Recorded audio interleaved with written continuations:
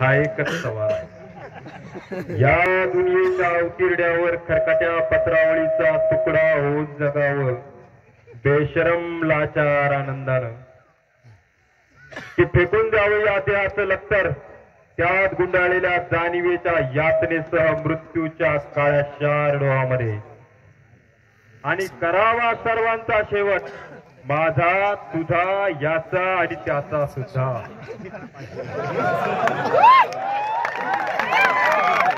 मृत्यूच्या मासर्पानं जीवनाला असा डंक मारावा की नंतर येणाऱ्या निद्रेला नसावा जागृतीचा किनारा कधीही. पण त्या निद्रेलाही पुन्हा स्वप्न पडू लागलं तर इथंच मी काय नव्या स्वप्नांच्या अनोळखी प्रदेशात प्रवेश करण्याचा धीर होत नाही.